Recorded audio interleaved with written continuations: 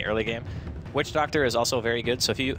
I wonder if he's going to go Maldic this game, or if he's just going to go for Voodoo Restoration. I mean, 1 point into Voodoo Restoration is pretty standard, but some people, with this style of lineup, if you Maldict and you have a Tusk and a Gyro go in, that hero is a goner. Like, if you live through the Rocket Barrage itself, the Maldict will likely kill you. So I'm kind of wondering if he's going to go for the offensive build, or if he's just going to be content to go for the heal. And Na'Vi, they have a couple of ways to stop the Spearbreaker charge, but they can't really pick Earthshaker at this point, right? Because they need to carry. Yeah, they need a Vorsa. So there's a couple of ways to stop charges, but I think the Spearbreaker is going to be arguably more disruptive in this game than he was in the previous one. Because at least in game 1, they had like Magnus RP, they had Earthshaker to be able to stop him from going in. You know, they had Queen of Pain, who, yeah, she built a bit tanky, so she doesn't really worry about the Spearbreaker that much. She can blink away. This game, you got a bunch of heroes that really can't move around, and you're pretty much looking at Surge to get out. Like, that's your out right now. Okay, final ban from the side of Phoenix. They're going to take away the Juggernaut, pretty much like they did in the last game here as Na'Vi. Well, something they do normally like to do, leave that Havorst hero for that final pick. And let's see what they're going to go for this time. It's going to be the Slardar. Right. Okay, they've got the SF, as we talked before, when it was picked up before. That combination with the amount of physical DPS you can get out between these two heroes. And TA is going to be the final selection from Phoenix. And we have seen QO do an absolutely amazing performance on TA previously. Let's see if we can do it this game. I mean, TA SF in the mid lane, how's it pan out? Well, TA has the advantage for sure. In fact, if the lane is left completely alone, and both heroes just get the 1v1, at level 6, the TA will just kill the Shadow Fiend, like just straight up. So basically what happens is, when the TA is going to hit level 6, the supports typically go give him sentries, just so you can make sure that if the TA traps are dropped on your high ground, you have to kill them. Because the trap just sits there, and he gets one off, and he has another one off cooldown, he can drop it on you. You get tower dove, and there's no way you can contest, because Shadow Fiend does not have any instance damage. He has nothing but like big hits, so raises and right clicks. But that's not enough to break through refraction in time. You end up getting dove. So what I imagine is that they're going to have art style pretty much sit around mid. Try to do what he can, you know, let Dendi get off to a decent start, and you'll start seeing him push the wave out really hard once he gets to level 5 and 7, and then potentially you can farm some stacks if Na'Vi are able to do that. But they might also use... Are they going to use Seneko, or are they going to use art style? I guess it's probably better and safer to use art style, because he can just go mid and even skill Enfeeble if he wants, or he can just get Nightmare and be generally annoying, and then you can just have a Havost farm safe lane. And I guess we'll see if MVP want to try to go for some pressure, or if they want to just do like a standard offlane solo Spearbreaker. Indeed, MVP, all heading into the Radiant Jungle at the moment, all full 5 of them. And of course, it is that situation where you've got to line up with a Tusk, so they're going to be very happy looking for an engagement at this time of the game. Question is, are Na'Vi going to walk into it? Seneko leading the way here with the Invis. Do they have any sentry? They do have a sentry on Febby, so if Febby drops a sentry here, just per chance, they might be able to find something, but no, Seneko keeping his distance. Doesn't want any chance of that happening, and it looks like Na'Vi going to be able to play safe enough to not get themselves caught out at this point. They saw the Invis, though. They pinged it out as soon as the second Shadow Walk came out. Let's see if, can they contest this rune? The QO guarding at the moment, the rest of MVP ready to come down the river. Top lane, Dendi will be able to get the bounty rune for himself. Seneka might look for a cheeky steal, but no, it's a little bit too cheeky for him. He's going to leave that one the way of QO, and both of the mids on respective sides grabbing themselves those bounty runes. And in terms of the bottom matchup, that is actually going to give it's still going to be the money there for a Sao, so he's going to realize that he's potentially going to have a bit of trouble early on with the TA's harassment. And TA herself, of course, with the build she's got, just 50 gold short of the bottle for herself. Yeah, this matchup mid is going to be really rough on Dundee. And Seneko looks to be the one who's going to be sitting mid here. They do drop a sentry straight away, and QO... Oh, they tango at the same time. That was actually insane. I can't believe they both did it at the exact same time. Very quick reactions from both sides. Yeah, but Seneko actually has 2 sentries, so that's not that big of a deal. And he's okay with making this trade, right? Like, giving Dendi an easier lane, it doesn't matter about the EXP so much for the SF in the early lane. It's just about getting the souls. Once he gets the souls up, it's whatever. Like, Seneko can decide to go do whatever he wants after that point. It's just getting Dendi to, like, even getting 5 or 6 souls is more than enough. You gain, like, 12 damage, 15 damage, something like that, and you're pretty much good to go. I mean, what do we reckon about these lanes then? So kind of dual lanes coming out from the side of MVP. You've got March and Febby down here trying to deal with Havorst and Artstar. And then top lane you have Nuts. And of course KP dealing with the Funnick Darkseer.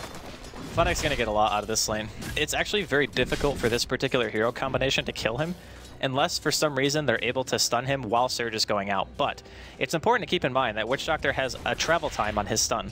So unlike Rubik or anybody else with an instant disable, you're not going to be able to cast it on him when he's surging away, which is typically the best time to use it because you want to circumvent the movement speed that you get from the ability itself. So when you cast Cask, if he's actually surging away already, the stun doesn't hit him until the surge is over, which means he's already too far away. So this particular hero combination is not so great at zoning, whereas bottom, it's like the man's lane. You got Tusk and Spirit Breaker. Eventually, they're going to try to go for kills, but I think Bane is tanky enough of a support to where I don't think either team is really going to kill each other unless they really hard commit. I mean, either way, it looks like Havorst is going to have the farm secured for himself here. Artstar able to create the space. Still seeing Seneko. He really wants to try and look for that kind of bottle snipe there, well, to get the courier.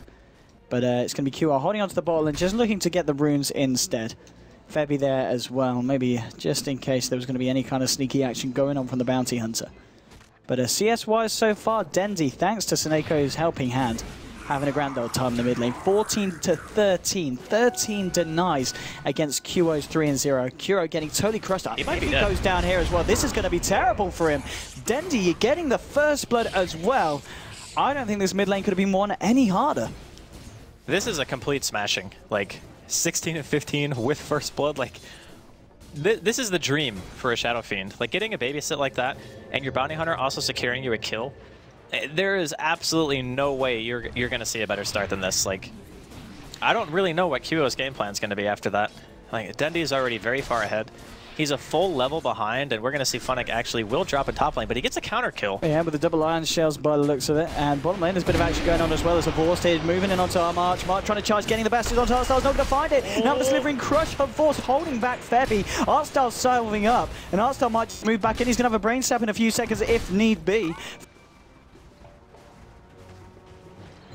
Radiant Havorst here. And QO dies again. Oh, wow. So MVP's entire team pretty much just died. Every single person. QO died, Tusk died, Spirit Breaker died, Witch Doctor died. The only person who lived through that entire thing was KP. So we talked about how Funnick was going to get a decent amount out of his lane. He gets a kill. He does trade his life for it, and I think the support actually died after he died, so maybe not the ideal trade. Yeah. But still, Na'Vi, they're off to an amazing start here in Game 2. Certainly, and 5 for 1 at the moment on the board. And Seneko, as we said, the fact that he was able to secure that mid lane so hard, and he's got a fair bit of XP out of it as well, been finding the bounty runes, sitting out halfway through level 3, 4 minutes in. Not bad at all for this bounty hunter that's just been camping mid. Backup has been called in on the mid lane though. Febby now on the Tusk hanging around, and there's also Nuts potentially looking for a wraparound as it's indicated on the map. Dendi going pretty high up onto the high ground. They've got Seneko here as well though for this fight. If it kicks off, Nuts maybe looking to try and wrap around onto this one, but he might actually get caught out by Seneko, and they might just go and look for the kill here. Dendi moving in. The paralyzing cast will bounce once. Seneko continuing to chase this down. Nuts should be okay just about with the Voodoo Restoration, and the side of MVP will get themselves out, but still, Dendi is certainly getting to the point where you've got to kind of ask yourself, what are Phoenix going to do about him? The real problem is not even what are they going to do about Dendi, it's what are they going to do about Funnick now, because he's left alone. Like, he's level 5 at 5 minutes in. That's great. Like, he's got 1 death, but big deal. He's still getting farm and experience. That's all he really needs. It's not always a matter of what the mid player gets, is how much of a reaction the enemy team has to put towards you because of your performance in the game so far. Like, by Seneko camping mid, he's forced MVP to react to Dendi because of how much farm he's getting, and due to the fact that QO is... I mean, he's level 4. He's lower level than Navi's offlane right now. Like, that kind of thing cannot stand. Like, you have to do something about it. And when you make that rotation, you're automatically conceding the fact that Funnick is going to be getting way more out of his offlane. So now, MVP have the issue of them having to react to Na'Vi. They're not pushing the pace. They're getting pushed. On top lane, we're going to see a bit of a rotation as Febby coming in, maybe looking to see if we can find the Ice Shards to block Funnick off. Cooldown will connect in the Ice Shards. No! They push him out the surge. Just quick enough for Funnick to get himself on the right side of that one. And gets himself out of there. So, unfortunately for Phoenix, a rotation wasted. Now, that was That was really close, though, to be fair. Like, that was barely off the mark, and Seneko continually being annoying here, chasing down onto QO. He is getting charged, though. Yeah, March coming in. Do they have any dust, though? Witch Doctor, no. It doesn't look like they do. There's going to be the defensive nightmare anyway. And Seneko is going to be able to get himself out of there. Nothing coming of it for MVP once more. And still just kind of forcing QO back out of the lane. And Dendi's starting to clear up the creep camps here as well in the jungle. And Seneko with this double damage. He's going to maybe go for something onto March if they can find the crush. And there we go. They're going to get it. And with the double damage, I think March could be in a lot of trouble. He has got a charge. No, he's not going to find it. Forced there with the bashes, bringing down the Spirit Breaker. And that, of course, is going to be the third kill now for your safe lane Slardar, who's having a grand old time in terms of the farm as well. Still slightly losing out there to the KP Gyrocopter. And again, you always talk about KP. It's going to be all about what this Gyrocopter can achieve in the mid game, and talking about everything in the mid lane. QO caught out by a nightmare, but there's going to be backup this time from MVP. Artstar might be in trouble. Gets the brain sap off now with the snowball, keeping QO alive. QO, can he get himself out of this one? Yes, he can. Artstar will fall, and now Dendi, final right click, finishes off Febby. So it's a 1-for-1 in the mid lane. Both supports trading their lives, but Dendi, of course, getting that kill, and now on a killing spree 7 minutes in. Nah, I think he could have actually killed them both. It was unfortunate. I think the way the ice shards were landing, he couldn't get a good line on the third raise. So when they used ice shards and went into snowball, that second raise missed. So he was trying to line up the close range one. March. Oh, he's just going to be able to charge out in time. That was nice. Only just. Yeah, and I think Dendi, okay, he's either, no, he's going Aquila for sure. Never mind. I forgot he has Wraith Band in his inventory. I thought he might be going Yules for this game, which I actually think would be okay. Okay, Seneko was able to pick off Spirit Breaker there on the retreat back to base. This early game for MVP is a total disaster right now. Can they get, have they got detection? Nuts? Nope. Febby, yes he does. Pops the sentry up over here though. Seneko is going to make the right movement back. Oh, he's going to soak the EXP as well from the TA. That's so annoying. TA's out of mana and out of regen. Can Seneko get himself this kill? He's going to chase it down. Febby is there to help out the TA, but with the snowball, Seneko needs to be careful. Can he find it? He might be able to. The shuriken! He gets the kill. He's going to pay with his life, but I think that's more than worth it there. Finding another kill onto TA. Artstar is getting charged, but should be able to make his way back over to this right side of the map. And Seneko might not have had a great game with the second game as Shaker today, but now on his Bounty Hunter, proving to be back on form at the moment. 2 kills, 3 assists, and an invaluable amount of work done to secure Dendi that mid lane. His experience is actually very high as well. Like, he's halfway to 6 already, and it's like not even 9 minutes in. So a roaming hero being almost level 6 at this stage in the game, he is very, very high level for this point. And if he gets that track up early, like, compare his level to QO. QO is level 6! The roaming bounty hunter is almost on the same experience per minute as the mid player from MVP. Nightmare onto QO. Artstar hanging around. Denny moving in with the Rec Room from the high ground. He's going to catch a couple of them. The March gets off the Nether Strike, but now they're trying to chase it down and they'll find the kill there with the raises. Bane with the final touch with the brain sap turn. They are going to be able to bring down that Spirit Breaker. Another kill here for Na'Vi. 10-3 at the moment, 9 minutes into this game. And the difference, it's actually starting to get pretty heavily out of control, heading towards 5,000 in terms of difference for net worth, and XP around the 4K mark as well. 9 minutes in, that's a pretty big difference. I'm actually amazed at the contrast between these two games. It seems like today, one game goes very lopsided for one team, or it's a crazy back and forth, or it's like 1-1, but the second game goes crazy lopsided for the other team. It's just like, how can one team play so well in one game, and then in the other, it's just like from the get-go, they're kind of just getting rolled over. I don't even know if I want to attribute it to draft. I think it's just like MVP are just getting caught out and outplayed. I mean, they didn't address the bounty hunter at all, right? They let QO stay mid in a 2v1 against an SF, and there was absolutely no reaction. I think it still would have maybe been better to just have maybe Nuts sitting there from the beginning, so the Shadow Fiend and the Bounty couldn't just bully QO around, because then, after a while, even if it stays as a 2v1, the TA is at least self-sufficient after she hits, like, I don't know, level 5, level 6, something like that, and you have max level refraction. But because he got punished so early, he's not really able to do anything on his own anymore, and he needs, like, constant babysitting. And, well, Havorst at the moment as well, 10.5 minutes in, has got the Blink Treads completed as well. So he's going to be quite a force as well if he catches out anyone on the side of MVP. KP still there in terms of net worth. Let's have a look what we're looking at the moment. And right, it is Dendy at the moment. 6.2k, 6.3k gold on the man, and looks to be what is going to be, yeah, the completed Jewel Scepter on his way out as well. 11 minutes in. This man was looking pretty terrifying. Top lane, Funnick was able to, well, let's find a kill on Gyro. They do lose the bounty hunter. Funnick might be in trouble as well. Wibber surge himself, but with the Warriors punch the cast as well, holding him in place. There we go. Finishes off there with the snowball. Will be a double kill for Febby. So we are seeing a favorable trade there come out for MVP, but they did lose the KP Gyrocopter.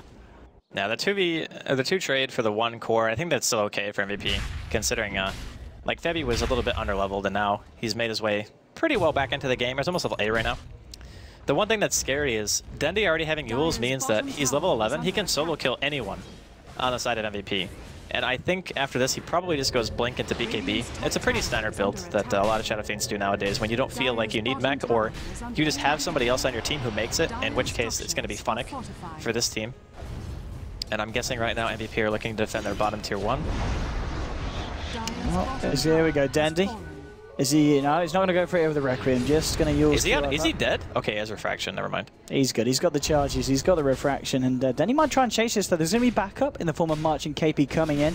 Dendy has got his full 5-man behind him, TP towards the mid lane from Tusk. We might see something kick off this, and Echo just getting the tracks out, making it very hard for MVP to find a jump onto Na'Vi. And with that, MVP realizing this is not the time to fight from that angle. And Na'Vi just go back to farming up the lanes with a TP to the top from her Vorce. Maybe looking to see if they can catch out Nuts, and here we go, blinking forward towards Nuts. Nuts has got to run, he's got to hide, but there's no doing that with the amplified damage on you with the Slitherine Crush, the Bashes as well. One more will do the job, and a dominating streak for her Vorce now continues to hold him in that 2nd place on the net worth board, just behind Dendy. I think Havos probably just goes Midas again this game. Yeah, he's buying it. This game is a much more acceptable Midas game. Can they get got a dust, but Dendy there with the Yules, and now with the Requiem, perfect timing, blows up March here on the Spirit Breaker. Now with the Snowball coming onto Dendy, KP's moving in, he's bringing Sneko low. Now he's bringing Dendy low as well. Dendy's got a haste rune, might even try and turn this one. He's got the Razor as well. Sneko chasing him down. The dust has come out. Sneko needs to get himself out. Razes there, finishing off KP on the Gyrocopter. Dendy looking for more QO with the TP out for the sidelines. Now with the track onto Febby. This is a lot of track gold going the way of Na'Vi. It's going to be a triple kill for Dendy, and it might be more. Jewel Scepter holding Witch Doctor in place with the Razes, the punches, they'll get him as well. Bane picks that one up, but essentially 4 heroes falling in quick succession there on the side of MVP. What's going on top? Well, is Kyo in a lot of trouble. He's looking for Sneko, but a Vorst is there to back up Sneko. They'll bring it down. Brunch trying to go in, but I think you shouldn't do that because of Vorst. He's got a Blink Dagger. He might just go for this. Oh, he's not going to go for it. He's not going to go for it, unfortunately. I was hoping for a little bit of ham there from Havors, but he gave me cold bacon. And now bottom lane, Dendy with the push onto the tier 2. But that, again, 17 for 5. Na'Vi, what an engagement. Essentially, well, over time, it was everyone dying. Yeah, everyone in MVP died. By the way, are you saying cold bacon is bad? I don't know. I was looking because for... bacon is bacon. Well, bacon is bacon, but I prefer hot bacon. Okay, I guess that's fair. That's fair. I'll let that one go. If it's going to be cold bacon, I'd rather have ham. Yeah, okay. All right, that's fair enough. I'm looking at this game right now, and I'm thinking to myself, how did MVP get themselves back into the game? Because right now, it's Blink Yules on Dendy. We're at the 1,000 difference per minute now. 14k yeah, like, lead, 14 minutes in. This is the most one-sided game that I've seen so far. Like, not just in our stream, but in all of them. Like, I know that there was a secret Fnatic Stomp earlier, and then I think the first game was like Fnatic stomping secret, but I think this is even more one-sided than that in mid. Fiend's Grip, here we go. Wild Style straight away. The wall's being dropped as well, making it very hard for MVP to do anything in response. They're not even going to try. QO's just cleaning up this ancient stack here, but it looks like Na'Vi want to go for more here. Arstyle Sneko playing ramping around, but now with the cast. Ah, this is nice with the deathwood. Okay, that's going to be one hero down. Can they find Sneko here as well? Snakeo's pretty damn tanky though. The Warriors Punch going to bring him down low, and will bring him down indeed. That's going to be that Dendy now turning up for the fight. Looking at the Requiem here from the low ground. March getting low. Can Dendy continue to fight? This, they'll find 3 heroes so far from the side of MVP. Now Dendy blinking forward, looking to get onto QO. QO turning his attention towards Funny. Avars going forward there. They're going to kill him as well. 4 heroes down on MVP, and they'll be able to clear up the rest of these Ancients. Big plays here from Na'Vi. We looked at that lead. It was not nice for MVP Phoenix. It's going to be even nastier now with these Ancients and those kills going the way of the Radiant. So Dendy is going to almost have his BKB after this dies, I think. Okay, they're going to back off. They realize that MVP are now reviving, and they don't want to risk it, so they didn't lose too many of the Ancient stack. Their team is actually not very good at killing it at this stage in the game, so I understand Navi's hesitance to go in there and try to just clear that out completely, but it's still like... The graph just isn't stopping, Owen. It's just not stopping. They're just continually getting farther and farther ahead, and I mean, sure, every kill you get for MVP right now is worth so much. Like, if they kill Dendi, they're going to get a ridiculous amount of gold. Like, thousands, probably. Just from it's one a big kill. if. I mean, it's, what, 16 minutes in? They haven't been able to kill him yet. He is now pretty much double the net worth of the highest person on the side of MVP. KP, and actually there's a fight going on. Let's have a look. They bashed him up the high ground! There's a missile chasing him down. I don't know if it's going to be enough to kill him. What level is the missile? It is only level 1. Snake should be fine. He's got the Glimmer Cape as well. The Dust has come out with a Nightmare now to March. Holding back the Spirit Breaker. KP will find the kill, but now Freeze Grip, Slippery Cross onto the raises. KP goes down. March, he's got nowhere to run. He'll fall as well. Godlike streak now for Dendi. They lose Seneko, but they take 2 back with vengeance. That was almost like the sickest save by Artstyle. He gets a Nightmare off, and the Dust wore off, but unfortunately for him, there were multiple people carrying Dust now, on the TA, side of MVP. I don't think you want to be here. Nah, dude, he's fine. He's going to walk it off. See, he's he fine. can walk it off in the next life. That's, well, it's a bit of a stomp, a bit of a crush, a slithering crush to put it precisely. Havorst now, again, both Havorst and Dendi have not died at all this game.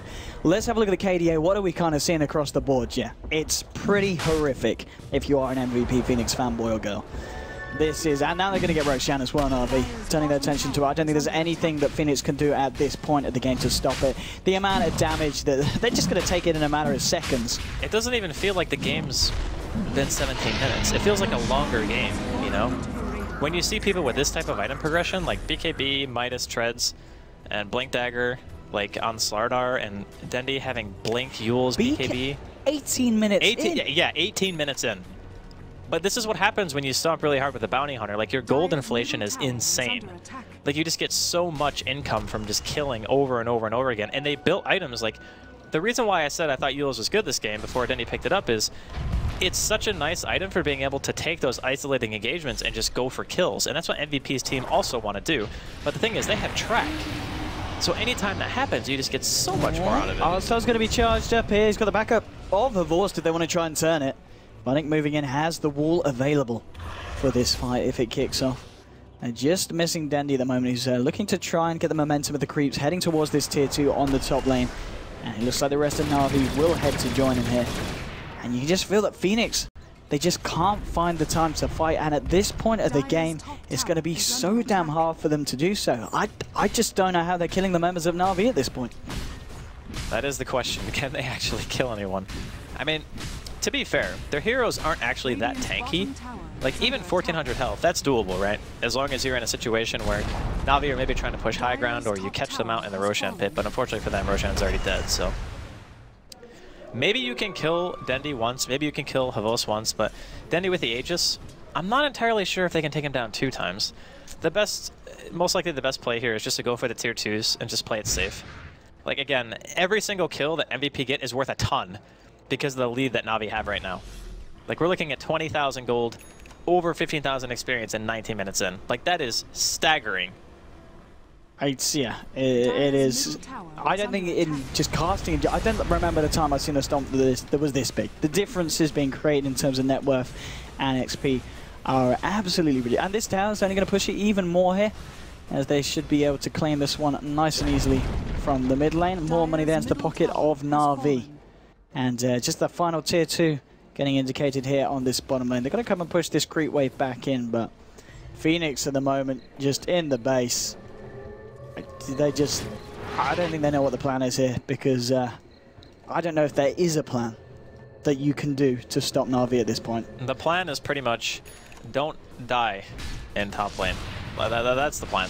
Well, let's see. Kyo doing a fair bit of damage in return. The The Fiend's grip there as well. There is going to be a charge. Maybe MVP feel that they can fight off the back of this. Going to go for Artstyle here, but Artstyle's going to create this. Oh, the double dust coming out with the Death Ward, but they're just not killing anyone. Havorst finds March. The Death Ward might kill Havorst. It does. They're able to kill Havorst, which is pretty impressive. The first time he dies this game. Now Nuts and Febby turn to Artstyle, but Artstyle with the help of Seneko should be able to fight this one. Funnick set up as well. KP has come in with a very nice cooldown. Can they find anything on the back of this Funnick? They're going to get just able to get himself out of there. No one's going to die here other than Havorst. MVP do lose 3 heroes for it though across the map, and they'll almost certainly, well, they're going to lose this tier 2 here as well. They may even lose KP. There's 3 heroes, well, just 2 at the moment chasing it down, Funnick and Seneko. Yeah, looks like Jaro's going to be okay. But I mean, one of the better trades that MVP's had this game, but that's not saying a lot at this point. Well, it was a trade. It was a trade. They got something in return. They got Havorst. Most of the time this game, they haven't been making trades. They've just been dying. So to make a trade is a good trade if you're MVP. And if we discount the gold that they lost from dying, it was roughly like 500. 1 hero was almost worth the same as 3 heroes from the side of MVP. That's ridiculous, because when Havorst died, it was 1,330 gold. Like, that's a lot of gold for 1 kill, right? No, it's probably not going to be reflected in the graphs because Navi still, Navi still got more out of it. It's just to say that we might see a little dim. Yeah, it's a little one. Just for the sake of argument, if MVP managed to defend their base in a big way, kill like 2 or 3 heroes, maybe they kill Dendy and Havorst or something like that, the gold swing is going to be massive. Like, that's what they have to hope for. They have to hope that Navi go high ground and get wiped. Oh, just the difference, but it is getting to the point where there really isn't a lot to say. The proof is in the pudding. Everyone can see it at home. And QO now offering up his life to the gods. Oh boy. There's nothing you're doing to save that TA, I'm afraid. They are going to try and fight into this though, but Force popping the BKB, going for March here. The tricks on him as well. Now he's going to go and help Seneko here, looking for Febby. Death Ward has been popped out, but now with the Nightmare cancelling the channeling. There's, well, Dandy here with the Requiem, connecting onto KP. They've lost 2, they've lost 3. Who is dying? Well, it looks like at the moment it's Jara dying. Everyone's dying. Nuts is the only one to live. Nuts has been, well, okay, maybe not. Artstyle going forward. Here's Dendy and the gang. Havorst is there as well. Double kill here for the Slardar. And, well, 32 for 9. They're onto the tier 3 here in the mid lane. With all the tier 2s down elsewhere, I don't think Navi going to be leaving this space anytime soon. Yeah, I think they're going to go ahead and hang up some curtains and stuff, get some rugs, put it down, make it nice and comfortable. This is their base now. Yeah. Without a doubt. I don't really know. It's like you mentioned. What else do you really say? It's Navi just completely crushed them. There's not really much that MVP can do at this point. Over 30,000, 23 minutes in. This has got to be one of the biggest advantages I've ever seen in a game. It's got to be a record. It's got to be close to it, at least in this patch. I don't think differences of this big have been. Because see, it's very rare to see games like this as Artstyle wants to go forward. KP, he doesn't, because he just gets taken down immediately. Let's see if they can kill 1. They might kill Artstyle. No, Glimmer KP, he's going to be fine. Guardian Greaves as well. I don't think they're killing anyone on the side of Navi. And no, they're not indeed. GG is called. Navi will take game 2 here against MVP. Oh, they lose Seneko. There we go. They find something. Even killing the Bounty Hunter with no kill streak was worth 850 gold. Like, that's how big of a net worth difference there was between these 2 teams. So, again, it's very uncommon to see games like this, because if you're winning that hard, usually the game just ends, right? Like, you get like a 20,000 golden experience lead at 20 minutes, the game is just over. Like, every hero on Navi just had such insane GPM. Like, Dendy had 800 almost, Sardar at 600.